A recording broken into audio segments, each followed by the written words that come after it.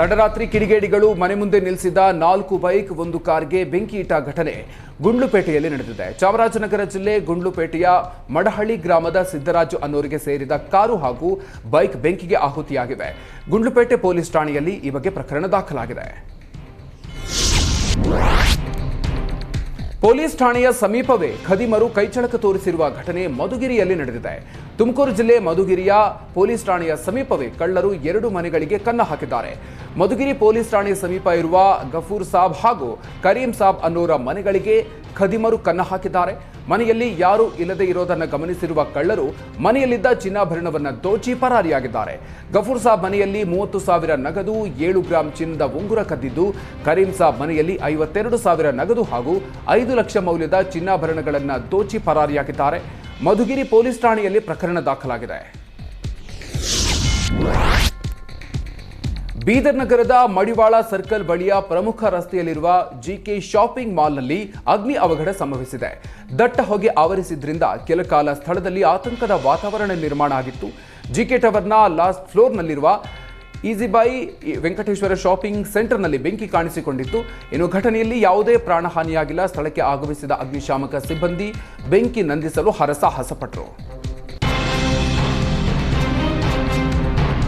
ವಿಜಯಪುರದಲ್ಲಿ ಇತ್ತೀಚೆಗೆ ಓಡಾಡ್ತಿರುವ ವಿಡಿಯೋ ಆಡಿಯೋಗಳು ಬೆಚ್ಚಿ ಬೀಳಿಸಿದೆ. ನಿನ್ನೆ ಬಿಜೆಪಿ ಉಚ್ಚಾಟಿತ ಶಾಸಕ ಬಸನಗೌಡ ಯತ್ನಾಳ್ ಕೊಲೆಗೆ ಸಂಚು ರೂಪಿಸಿದ ಆಡಿಯೋ ವೈರಲ್ ಆಗಿತ್ತು. ಈಗ ಮತ್ತೊಂದು ಅಂಥದ್ದೇ ವಿಡಿಯೋ ವೈರಲ್ ಆಗಿದೆ. ಬಿಜಾಪುರ ಫೌಂಡೇಶನ್ ಹೆಸರಿನ ಇನ್ಸ್ಟಾಗ್ರಾಂ ಖಾತೆಯಲ್ಲಿ ಯತ್ನಾಳ್ ಹತ್ಯೆಯ ಬಗ್ಗೆ ಯುವಕನೊಬ್ಬ ವಿಡಿಯೋ ಮಾಡಿ ಹರಿಬಿಟ್ಟಿದ್ದಾನೆ. ವಿಡಿಯೋ ಹರಿಬಿಟ್ಟವನನ್ನ ವಿಜಯಪುರ ನಗರದ ಸೋಹಿಲ್ ಜರ್ದಾರ್ ಅಂತ ಗುರುತಿಸಲಾಗಿದೆ.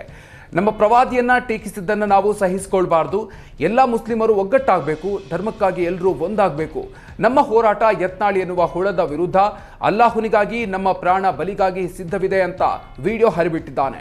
ಇನ್ನು ವಿಡಿಯೋ ಕೊನೆಗೆ ಪ್ರವಾದಿ ವಿರುದ್ಧ ಮಾತನಾಡುವವನಿಗೆ ತಲೆ ಕತ್ತರಿಸೋದು ಒಂದೇ ಶಿಕ್ಷೆ ಅಂತ ವಿಡಿಯೋ ಮಾಡಿ ಇನ್ಸ್ಟಾಗ್ರಾಂನಲ್ಲಿ ಹರಿಬಿಟ್ಟಿದ್ದಾನೆ. ನಿನ್ನೆ ಯತ್ನಾಳ್ ಹತ್ಯೆ ಸಂಚು ರೂಪಿಸಿದ ಆಡಿಯೋ ಬಳಿಕ ಇಂದು ವಿಡಿಯೋ ಒಂದು ವೈರಲ್ ಆಗಿತ್ತು. ಸೋಹಿಲ್ ಎಂಬ ಮುಸ್ಲಿಂ ಯುವಕ ತನ್ನ ಬಿಜಾಪುರ ಫೌಂಡೇಶನ್ ಹೆಸರಿನ ಇನ್ಸ್ಟಾಗ್ರಾಂ ಅಕೌಂಟ್ನಲ್ಲಿ ವಿಡಿಯೋ ಹರಿಬಿಟ್ಟಿದ್ದ.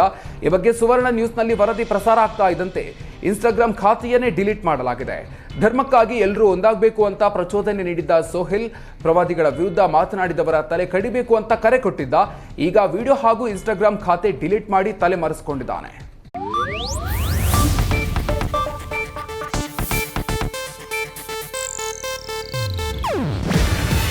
ಇದು ಏಷ್ಯಾನೆಟ್ ನ್ಯೂಸ್ ನೆಟ್ವರ್ಕ್ ಪ್ರಸ್ತುತಿ. ನೀವು ನೋಡ್ತಿದ್ದೀರಾ ಏಷ್ಯಾನೆಟ್ ಸುವರ್ಣ ನ್ಯೂಸ್.